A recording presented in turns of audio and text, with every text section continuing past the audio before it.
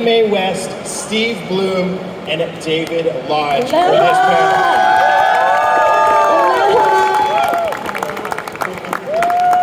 We love Dr. Applesauce. And y'all can sit wherever you'd like. Y'all can sit together, you sit with me, whatever you want. Let's go. I want the girl in between me and Steve, the woman. Oh wow! So I told Steve this is very exciting. I always like to share this because I'm just a dude that makes videos in his spare room. I've loved anime for a long time, and now I get to interview people that I've respected for most of my entire life. So it's an encouragement for all of y'all.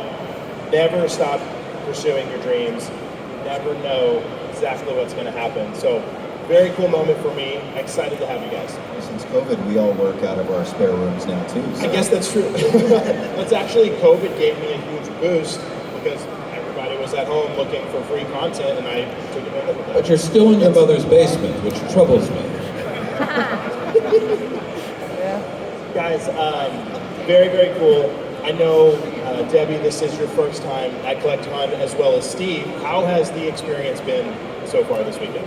This is actually my first anime show ever. Okay. I was at BlizzCon years ago, and that was really a trip. But this has been absolutely incredible, and I haven't seen these guys in a very, very long time. And I've been crying all day. I've met some incredible fans. It's been really amazing being here. I'm sorry I made you cry. Orochimaru always makes me cry. I can't help it, I was drawn that way. David, you must be enjoying it because you keep coming back. Must be. I come back, and my front is here too. Oh, wait, I'm sorry. First of all, before answering questions, it's on behalf of Steve and Debbie, I just want to give a shout out to the promoters of Collectacon, namely Matt, Jeff, Corey, who were nice enough to invite us, Cody rather, to invite us to be here today. The legendary Sannin, for the first time ever, here in Orlando, ever.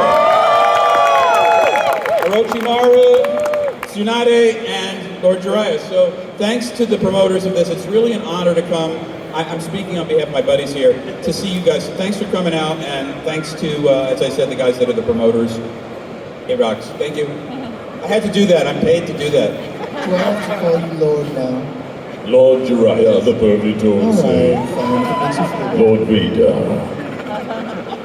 I'm just grinning up here like a happy kid. This is so cool. So something that I'm interested to know, when y'all were doing the voiceovers for Naruto, did y'all work together often? Did you meet often? I'm curious what that dynamic was like for the three of you.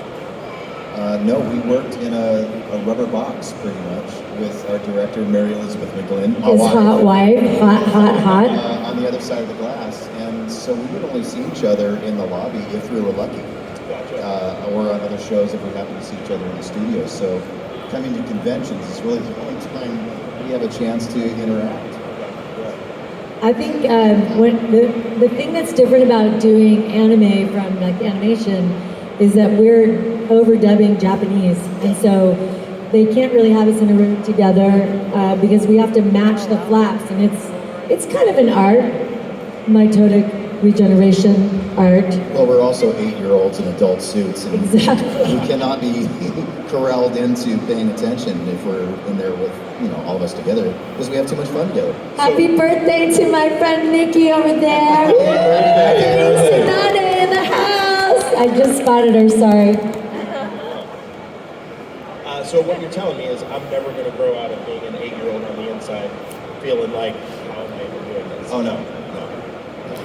I just want to, so I don't know if this is answering your question. I just want to talk to the fact that Naruto has been on the air for what? Steve, tell me, help me here, 25 years? 332 years. 332 years. So we have generations. I want to thank all the fans that are 10, 20, 30, 40, 50 years old that love Naruto, one of the iconic franchises. Do you agree? You guys Naruto fans? So we're very happy. When we were working, and you guys jump in, we weren't paid much. And it's a lot of hard work to a clock. And like Debbie was saying, it's another language. And like half the time we're exhausted. We're coming from some other gig. It was just crazy times. And here we are today with all you guys. We wouldn't be anywhere without you. So thank you. We appreciate it. I met today a family. There was a kid who got a Funko Pop signed, and I asked his father and mother, who were young but not like super young, and I was like, "Oh, you turned your kid onto Naruto?" And they said, "No, my parents watched Naruto and turned me onto Naruto." And so I did a little video for their parents, and they sent it to their parents. It was awesome. It was amazing. I love that. My parents wouldn't even come to a show. My parents wouldn't watch any of my shows. So for those of you who have parents that actually encourage this behavior, thank you.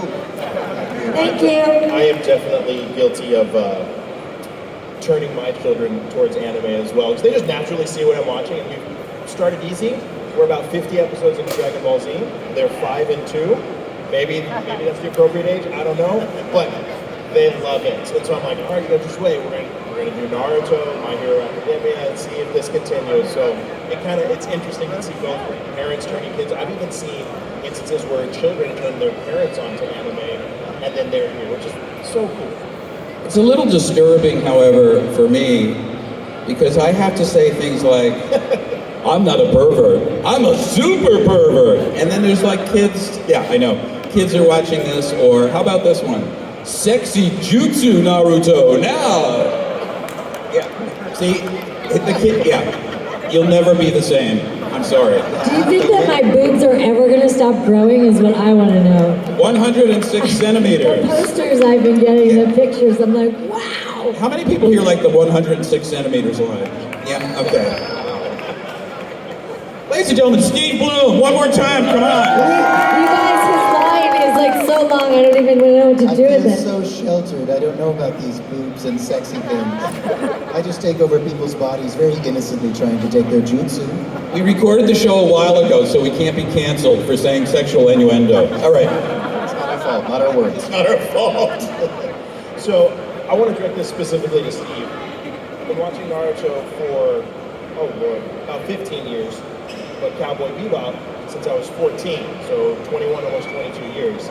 I would love to know what your perspective was from Cowboy Bebop as Spike Spiegel. It's such an iconic anime staple for so many people. Would you have anything to speak towards that? Yeah, when we were recording Bebop, we weren't sure if anybody was ever going to see it. That was kind of the nature of things back then, because people had to buy these things called VHS tapes. You guys know what those are? And they were super expensive, and it wasn't doing well in Japan. So we basically just made the show that we wanted to watch. And it was so beautiful before we even got our throats around it. It was our goal just not to screw it up, honestly. But it held the test of time, and the lady who directed it, Mary Elizabeth Berlin, and also played Julia in the show, we were just friends back then. And through the years, we did a bunch of conventions together. She directed us in Naruto also. And she became my wife, ultimately. So Spike got the girl in the end. So for all of you who are so sad... That is so cute. Aww. And then she became Jiraiya's mistress. Oh, wait a minute. We're not up to that chapter yet. So, personal question. There's a lot of speculation in Cowboy Bebop fandom. If you haven't watched all of Cowboy Bebop, sorry, this is a spoiler. In your opinion, or is there an official stance, the ending, Spike actually die? Yeah, well, the creator of the show, Watanabe-san, when the show was first released and started gaining popularity in the States, he said, no, Spike dead. But then, several years later, he said, no, Spike alive. And more recently, he said that he left it open to the audience interpretation intentionally. Lady Tsunade brings him back with medical ninjutsu. I'm available. The crossover we never knew we wanted, mixing the ninja world with space cowboys. Yeah, but you know, in reality, I'm right here, so Spike is alive. Spike will always be alive. That's always been kind of my interpretation too, is I felt like it was just left to the fans, so very cool. So this is for all three of you guys. This is a question I love to ask in my panels. What is the most interesting or memorable thing, and David's going, he's already asked me this question before. Saving my arm. Sorry, go ahead. What's the most interesting thing you've signed for a fan, or the most memorable thing that you've signed for a fan? Because I can imagine you get some very interesting things. Start with Debbie. Come on, Deb. I mean, there's some pretty pornographic Lady Tsunade artwork coming my way. I've got a couple T-shirts over at my booth that were gifted to me, one from him. So I did sign something yesterday, actually. That was a poster that was pretty much like Lady Tsunade porn, and I'm not going to not sign it, but it was pretty fantastic. I'm sitting here trying to cover my own boobs right now, but it's like, woo! Oh yeah. I'll jump in, Steve, forgive me. And a skateboard, sorry. I want to thank Epic Talent Management for having me here, by the way, because they booked me at a show called Anime Inc. I don't know if you've heard of it, but what it is an ink convention for tattoo artists. And a girl, she walked up to the booth, she takes off her pants, and she has a giant Jiraiya face on her butt. And she wanted me to sign it. And I, being an actor and being a worm, Happily obliged. I helped her out. And then I signed some guy's chest. I was there for that. That was last year. Some guy shows up and goes, "Hey man, I want your tattoo on my body." And so, being the money-grubbing actors that we are, we just did it.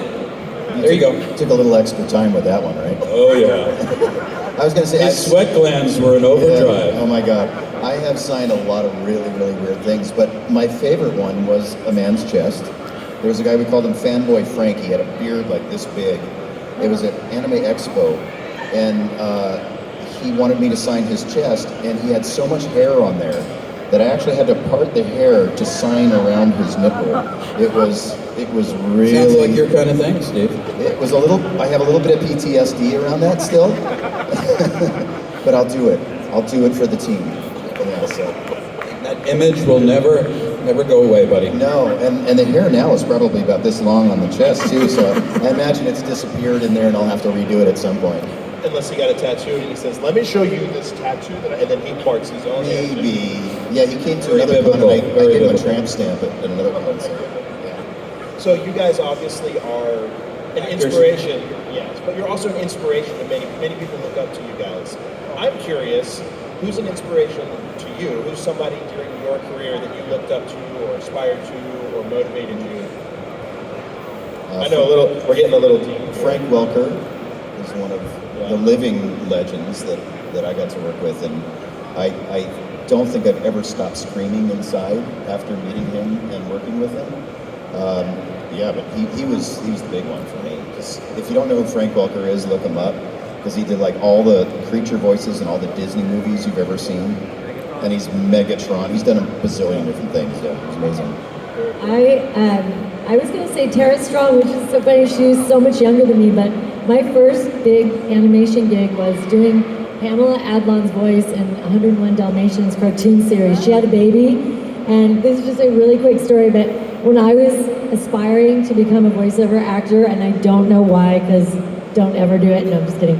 I wanted to be a rock star, but I was in a band, and Pam Siegel Adlon came to hear me, and I was like, "How do you do voiceovers?" And she was like, "It's never gonna happen. It's such a little club." And somehow she had a baby and left the show, and I matched her voice. And but Tara Strong was on 101 Dalmatians with me, and that girl was like 22 maybe at the time, and she could do anything with her voice, and I was blown away. So that's who I looked up to. Awesome. I look up to, I don't know if you know this people, there's this girl named Debi Mae West, and there's this guy I'm really in love with because he parts hair and does tattoos. His name's Steve Blum, and they turn me on. Oh, look who's here. I tell you, I'm not starstruck, but I'm sure you guys will love this.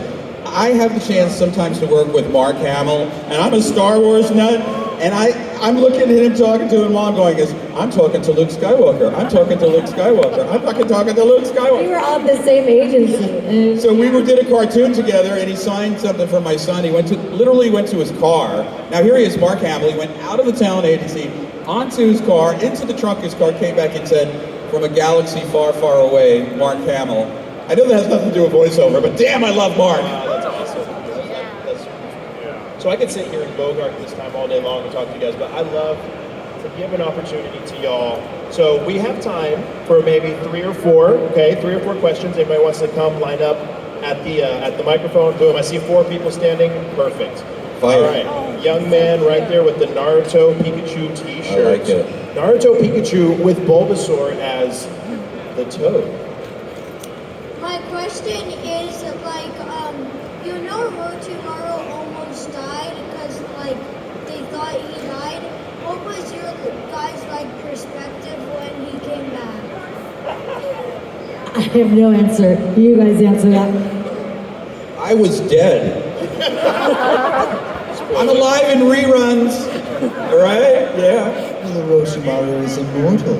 There's no way he can die. So I was never worried. True fact. We love you. Awesome. You are amazing. We love you. Thank you. I want you at every convention, Buster. Alright. My question is to Steve Blum. I remember you did the Bruce and Halo, you said you died a lot. I was wondering, in Orochimaru's voice, how would he react to killing the grunts?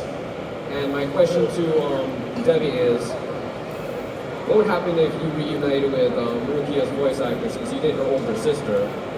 And Jiraiya, how many restraining orders would you get? I've been canceled already, so it doesn't really matter. How would I react as Orochimaru being killing grunts? Yes, killing the grunts. Oh, this is fun. I wonder which body I should take next. That Master Chief looks delicious. I just want to sit here and listen to him do that. What was the question that you asked me about a show I have no knowledge or memory of? Bleach? Remember you did Rukia's older sister, which is Byakuya's wife, and she died later. Yes. And I was wondering, what would happen if you did a reunion with them? I have no idea. I mean, it would have to be written, and I would happily match a flapper 3. But I really don't know the answer to that, because I don't recall that character. And Jiraiya, if you were going to defend yourself, who would you hire, Phoenix Wright or Saul Goodman? All right, I really don't know what that's about, but help me out here, guys. Who do I hire? So Make you see something up. Breaking That's Bad. all we're doing. Oh, I see. Saul I'm Goodman Breaking is Bad. I returning for see. Breaking Bad. Better Call Saul. Okay. All right. I don't know. It's not the typical question I get. It's like, what's for dinner? Where are you going? Are you working? Don't come home for lunch.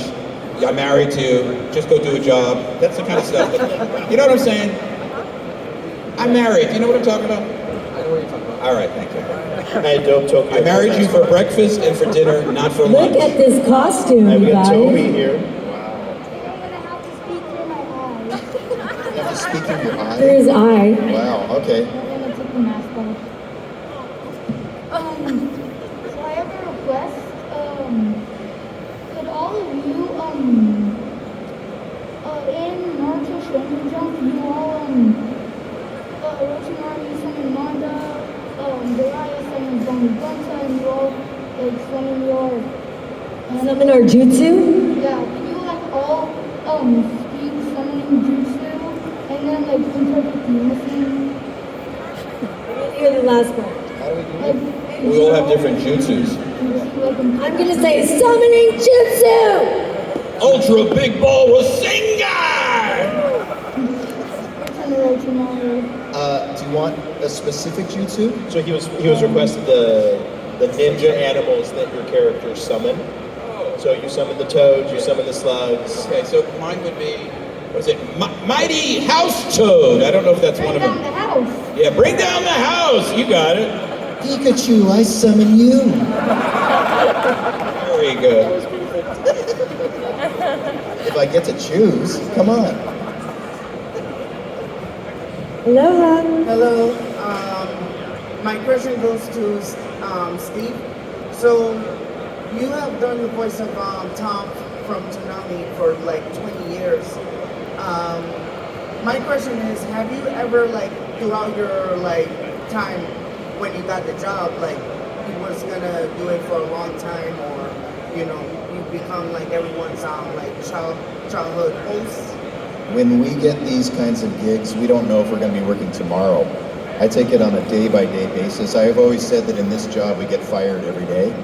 So I am grateful for every moment of this, and especially for Toonami, because largely due to Toonami and the people who run that operation, our show became much, much more successful. It might not have gotten out there. So Thank you to everyone who watched Toonami, who helped us bring it back after our little hiatus. And we're still going every Saturday night, only Toonami on Adult Swim. Okay, thank you guys so much. If y'all haven't had a chance to meet them, they're all over here signing autographs. You can go get an autograph, get a picture, whatever you'd like to have them sign. This has been an awesome experience for me personally. Thank you, Doctor. Thank you for having us. Thank you so much. Thank you guys for We'll having be us. back.